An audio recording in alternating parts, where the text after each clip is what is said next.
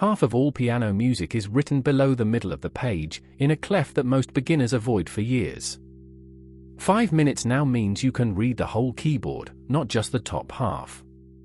The clef is called the bass clef, and the first thing to know is that it belongs to the F clef family. See those 2 dots on either side of the second line from the top? They are pointing at that line and naming it F, specifically the F below middle C on the piano.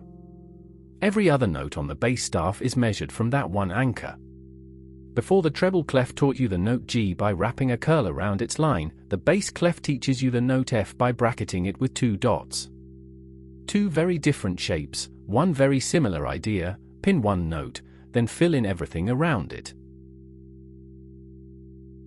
With the F line named, the 5 lines of the bass staff fall into place one by one. Starting from the bottom line and working upward, the lines are G, B, D, F, and A. G at the bottom, then B, then D, then the F line we just anchored, and A at the top.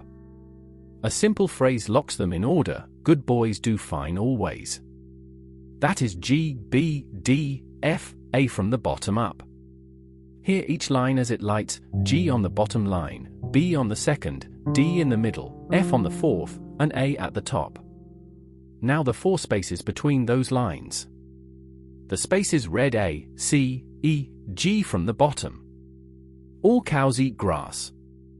A in the lowest space, C in the second, E in the third, G at the top. Together the lines give good boys do fine always, and the spaces give all cows eat grass. That covers every position on the staff from the lowest note to the highest. In practice you will not recite the mnemonic every time. You will anchor on F, then step up or down from there. See a note 2 steps below F? That is D. 1 step above F? That is G. The F line is your home base, and everything else is just a short walk away. Now read some actual notes. A note sitting on the bottom line of the bass staff is G. That is the G below middle C, the lowest G in the ordinary left-hand range. Find it on the keyboard. It sits 2 white keys to the left of the next group of 3 black keys. A note in the first space above that bottom line is A. 1 step up on the staff, 1 step up on the keys. The second line from the bottom is B. Still well into the lower register, still easy to find because B is always the white key just before middle C. A note in the middle space is C. Not middle C, but the C 1 octave below it, sitting in the 3rd space from the bottom. And the 4th line, the one the 2 dots point to, is our anchor F. Each note appeared on the staff, and each one lit up in the same low region of the keyboard.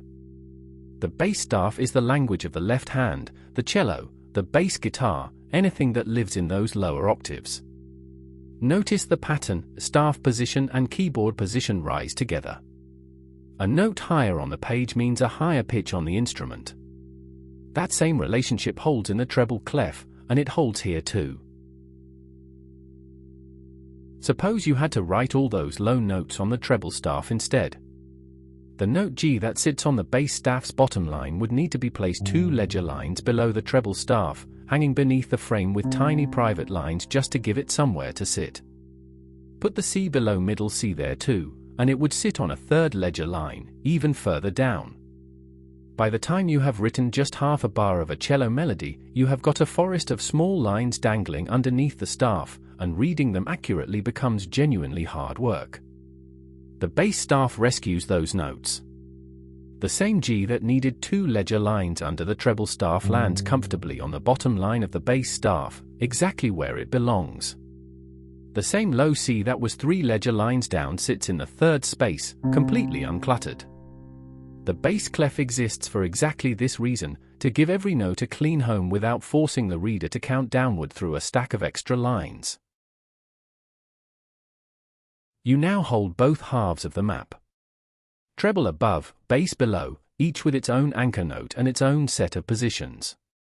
G on the treble clef's 2nd line, F on the bass clef's 4th line. Lines E, G, B, D, F in the treble, lines G, B, D, F, A in the bass.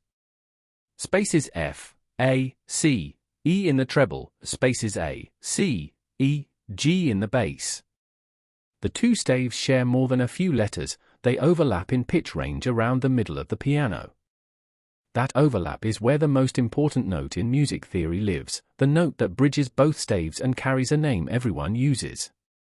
Put the treble staff above and the bass staff below, brace them together, and the note that hovers in the gap between them on its own tiny ledger line is middle C. That is the next episode, the grand staff, middle C, and the moment the two halves click into a single unbroken ladder from the lowest bass note to the highest treble note.